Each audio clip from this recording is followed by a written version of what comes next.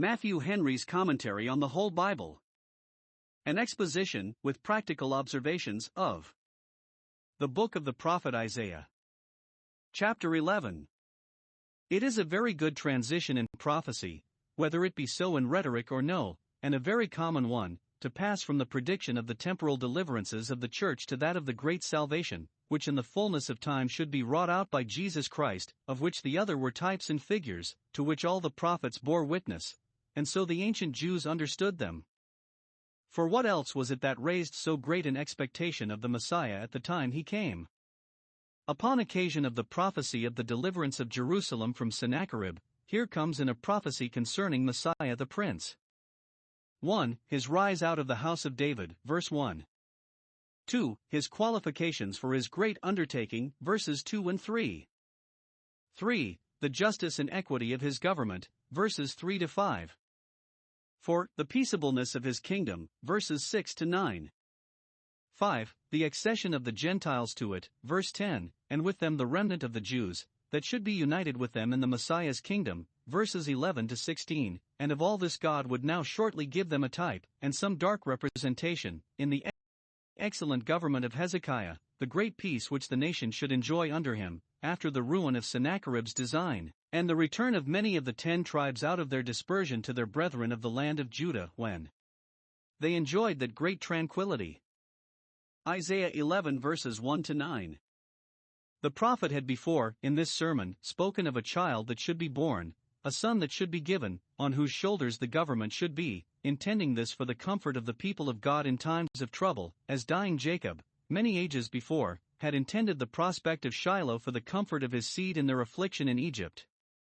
He had said, chapter 10 verse 27, that the yoke should be destroyed because of the anointing. Now here he tells us on whom that anointing should rest. He foretells 1. That the Messiah should, in due time, arise out of the house of David, as that branch of the Lord which he had said, chapter 4 verse 2, should be excellent and glorious. The word is netzer, which some think is referred to in Matthew 2 verse 23, where it is said to be spoken by the prophets of the Messiah that he should be called a Nazarene.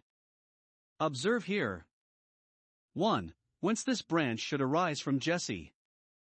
He should be the son of David, with whom the covenant of royalty was made, and to whom it was promised with an oath that of the fruit of his loins God would raise of Christ, Acts 2 verse 30. David is often called the son of Jesse, and Christ is called so, because he was to be not only the son of David, but David himself, Hosea 3 verse 5. 2. The meanness of his appearance. 1. He is called a rod and a branch. Both the words here used signify a weak, small, tender product, a twig and a sprig, so some render them, such as is easily broken off.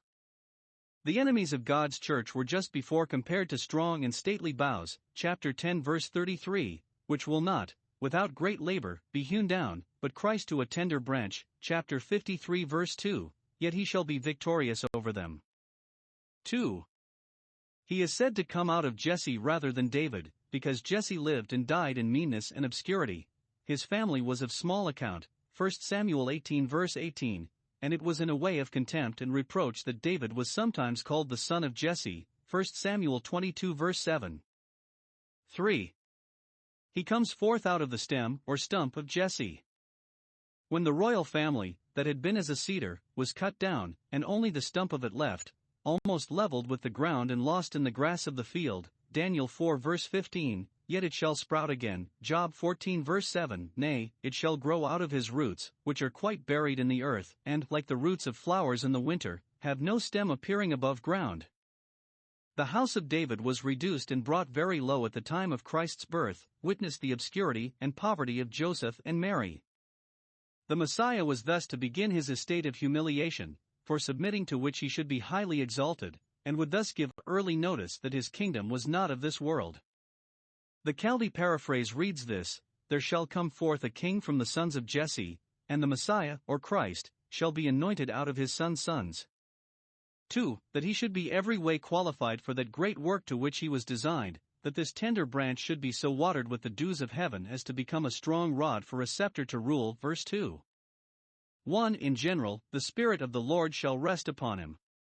The Holy Spirit, in all his gifts and graces, shall not only come, but rest, rest and abide upon him. He shall have the Spirit not by measure, but without measure, the fullness of the Godhead dwelling in him. Colossians 1 verse 19, 2:9. He began his preaching with this, John 4 verse 18, the Spirit of the Lord is upon me.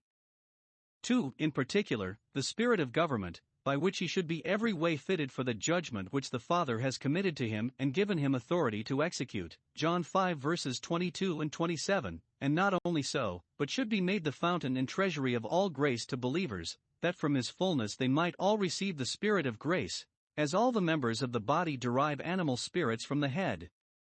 1. He shall have the spirit of wisdom and understanding, of counsel and knowledge. He shall thoroughly understand the business he is to be employed in. No man knows the Father but the Son, Matthew 11 verse 27.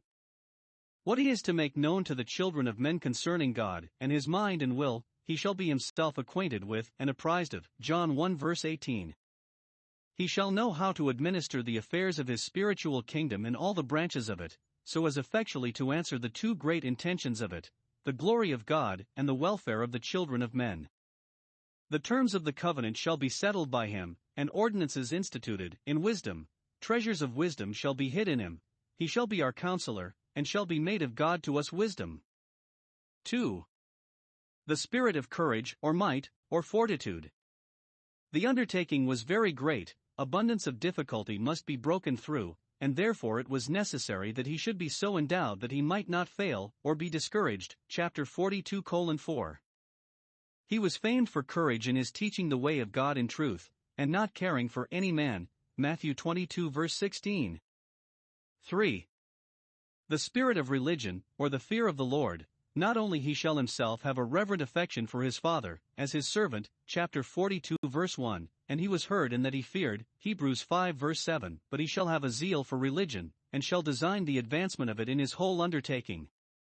Our faith in Christ was never designed to supersede and jostle out, but to increase and support, our fear of the Lord.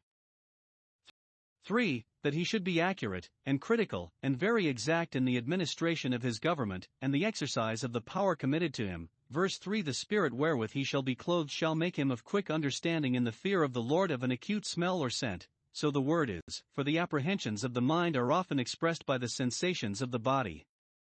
Note 1. Those are most truly and valuably intelligent that are so in the fear of the Lord, in the business of religion, for that is both the foundation and top stone of wisdom. 2. By this it will appear that we have the Spirit of God, if we have spiritual senses exercised, and are of quick understanding in the fear of the Lord. Those have divine illumination that know their duty and know how to go about it.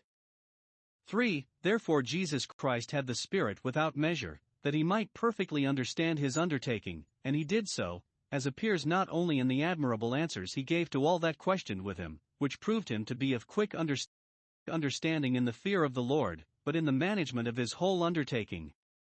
He has settled the great affair of religion so unexpectedly well, so as effectually to secure both God's honor and man's happiness, that, it must be owned, he thoroughly understood it.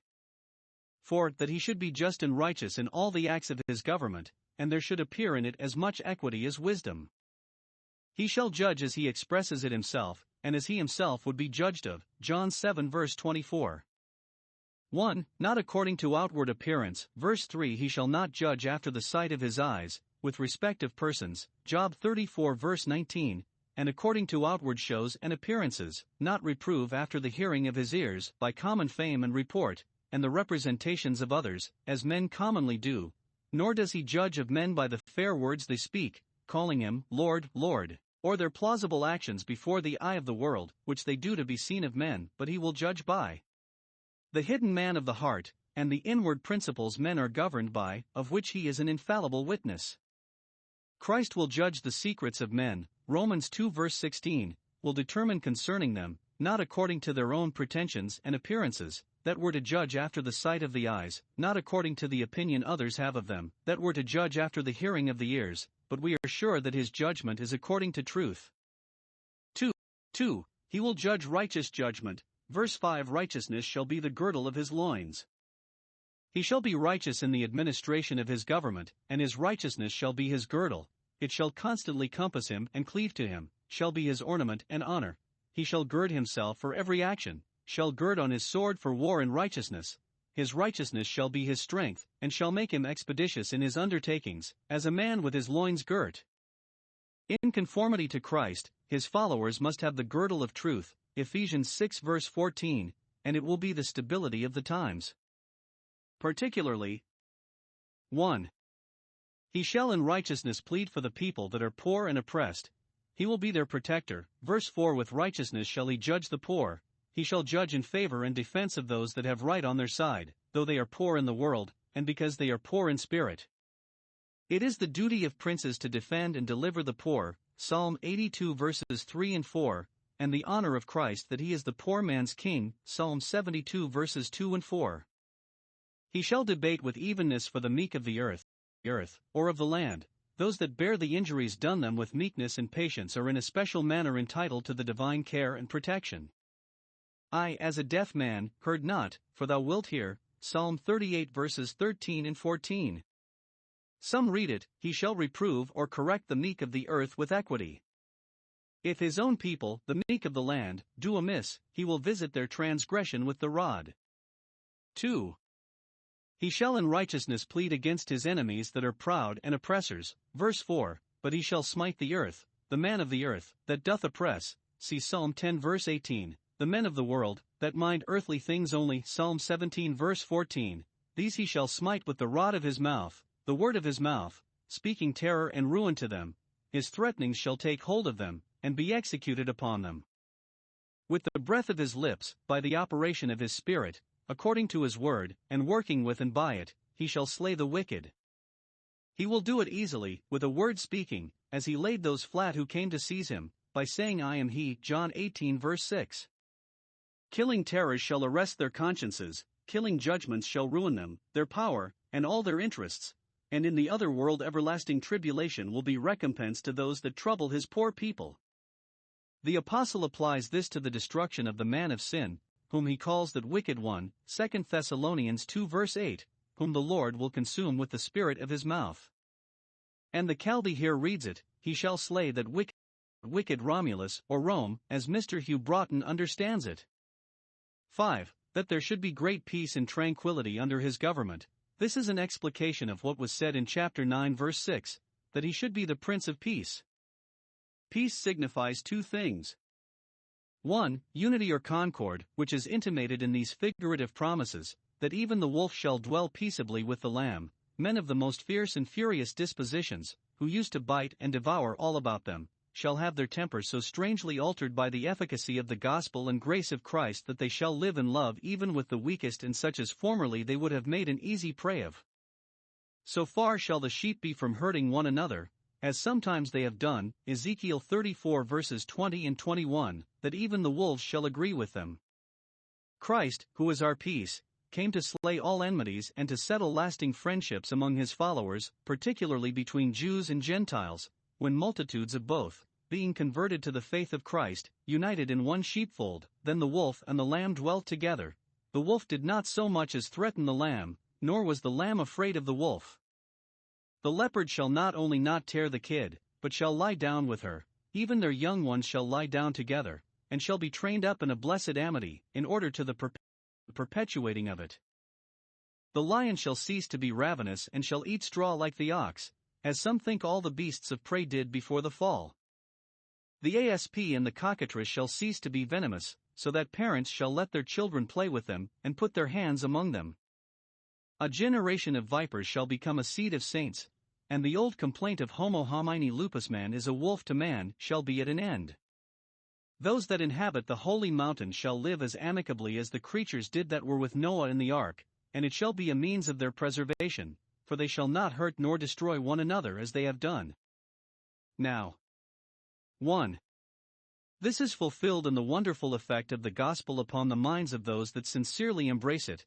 It changes the nature, and makes those that trampled on the meek of the earth, not only meek like them, but affectionate towards them. When Paul, who had persecuted the saints, joined himself to them, then the wolf dwelt with the lamb. 2. Some are willing to hope it shall yet have a further accomplishment in the latter days, when swords shall be beaten into plowshares. 2. Safety or security. Christ, the great shepherd, shall take such care of the flock that those who would hurt them shall not, they shall not only not destroy one another, but no enemy from without shall be permitted to give them any molestation. The property of troubles, and of death itself, shall be so altered that they shall not do any real hurt to, much less shall they be the destruction of, any that have their conversation in the holy mountain. 1 Peter 3 verse 13. Who or what can harm us, if we be followers of him that is good? God's people shall be delivered, not only from evil, but from the fear of it. Even the sucking child shall without any terror play upon the whole of the asp. Blessed Paul does so when he says, "Who shall separate us from the love of Christ? And, O death, where is thy sting?" Lastly, observe what shall be the effect, and what the cause, of this wonderful softening and sweetening of men's tempers by the grace of God. 1. The effect of it shall be tractableness, and a willingness to receive instruction. A little child shall lead those who formerly scorned to be controlled by the strongest man. Calvin understands it of their willing submission to the ministers of Christ, who are to instruct with meekness, and not to use any coercive power, but to be as little children. Matthew 18 verse 3. See 2 Corinthians 8 verse 5. 2. The cause of it shall be the knowledge of God. The more there is of that, the more there is of a disposition to peace. They shall thus live in love, for the earth shall be full of the knowledge of the Lord, which shall extinguish men's heats and animosities. The better acquainted we are with the God of love, the more shall we be changed into the same image, and the better affected shall we be to all those that bear his image. The earth shall be as full of this knowledge as the channels of the sea are of water, so broad and extensive shall this knowledge be, and so far shall it spread, so deep and substantial shall this knowledge be, and so long shall it last. There is much more of the knowledge of God to be got by the gospel of Christ than could be got by the law of Moses, and, whereas then in Judah only was God known, now all shall know him. Hebrews 8 verse 11. But that is knowledge falsely so called, which sows discord among men. The right knowledge of God settles peace. Isaiah 11 verses 10 to 16. We have here a further prophecy of the enlargement and advancement of the kingdom of the Messiah, under the type and figure of the flourishing condition of the kingdom of Judah in the latter end of Hezekiah's reign, after the defeat of Sennacherib. 1. This prediction was in part accomplished when the great things God did for Hezekiah and his people proved as an ensign, inviting the neighboring nations to them to inquire of the wonders done in the land on which Aaron the king of Babylon's ambassadors came. To them the Gentiles sought, and Jerusalem, the rest or habitation of the Jews, was then glorious. Verse 10. Then many of the Israelites who belonged to the kingdom of the 10 tribes, who upon the destruction of that kingdom by the king of Assyria were forced to flee for shelter into all the countries about, and to some that lay very remote, even to the islands of the sea, were encouraged to return to their own country, and put themselves under the protection and government of the king of Judah, the rather because it was an Assyrian army by which their country had been ruined, and that was not routed. This is said to be a recovery of them the second time. Verse 11. Such an instance of the power and goodness of God, and such a reviving to them, as their first deliverance out of Egypt was. Then the outcasts of Israel should be gathered in, and brought home, and those of Judah too, who, upon the approach of the Assyrian army, shifted for their own safety. Then the old feud between Ephraim and Judah shall be forgotten, and they shall join against the Philistines, and their other common enemies. Verses 13 and 14. Note, those who have been sharers with each other in afflictions and mercies, dangers and deliverances, ought in consideration thereof to unite for their joint and mutual safety and protection, and it is likely to be well with the church when Ephraim and Judah are one against the Philistines. Then, whatever difficulties there may be in the way of the return of the dispersed, the Lord shall find out some way or other to remove them, as when he brought Israel out of Egypt he dried up the Red Sea and Jordan. Verse 15. And led them to Canaan through the invincible embarrassments of a vast howling wilderness. Verse 16. The like will he do this second time, or that which shall be equivalent. When God's time has come for the deliverance of his people, mountains of opposition shall become plain before him. Let us not despair therefore when the interests of the church seem to be brought very low. God can soon turn gloomy days into glorious ones. 2. It had a further reference to the days of the Messiah, and the accession of the Gentiles to his kingdom, for to these the apostle applies verse 10, of which the following verses are a continuation. Romans 15 verse 12, there shall be a root of Jesse, and he that shall rise to reign over the Gentiles, in him shall the Gentiles trust. That is a key to this prophecy, which speaks of Christ as the root of Jesse, or a branch out of his roots. Verse 1, a root out of a dry ground, chapter 53 verse 2. He is the root of David, Revelation 5 verse 5, the root and offspring of David, Revelation 22 verse 16. 1. He shall stand, or be set up, for an ensign of the people. When he was crucified he was lifted up from the earth, that, as an ensign of beacon, he might draw the eyes and the hearts of all men unto him. John 12 verse 32. He is set up as an ensign in the preaching of the everlasting gospel, in which the ministers, as standard bearers, display the banner of his love, to allure us to him. Canticles 1:4, the banner of his truth, under which we may enlist ourselves, to engage in a holy war against sin and Satan. Christ is the ensign to which the children of God that were scattered abroad are gathered together, John 11 verse 52, and in him they meet as the center of their unity. 2. To him shall the Gentiles seek. We read of Greeks that did so, John 12 verse 21, we would see Jesus, and upon that occasion Christ spoke of his being lifted up, to draw all men to him.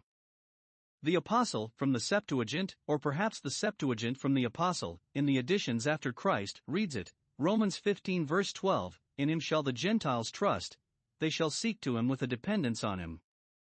3. His rest shall be glorious. Some understand this of the death of Christ, the triumphs of the cross made even that glorious, others of his ascension, when he sat down to rest at the right hand of God. Or rather it is meant of the gospel church, that Mount Zion of which Christ has said, this is my rest, and in which he resides. This, though despised by the world, having upon it the beauty of holiness, is truly glorious, a glorious high throne, Jeremiah 17 verse 12. For both Jews and Gentiles shall be gathered to him, verse 11. A remnant of both, a little remnant in comparison, which shall be recovered, as it were, with great difficulty and hazard. As formerly God delivered his people, and gathered them out of all the countries whither they were scattered, Psalm 106 verse 47, Jeremiah 16 verses 15 and 16, so he will a second time, in another way, by the powerful working of the Spirit of grace with the word. He shall set his hand to do it, he shall exert his power, the arm of the Lord shall be revealed to do it. 1. There shall be a remnant of the Jews gathered in, the outcasts of Israel and the dispersed of Judah, verse 12, many of whom, at the time of the bringing of them into Christ, were Jews of the dispersion, the 12 tribes that were scattered abroad, James 1 verse 1, 1 Peter 1 verse 1, shall flock to Christ, and probably more of those scattered Jews were brought into the church, in proportion, than of those which remained in their own land. 2. Many of the nations, the Gentiles, shall be brought in by the lifting up of the ensign.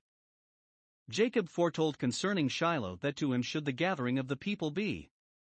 Those that were strangers and foreigners shall be made nigh.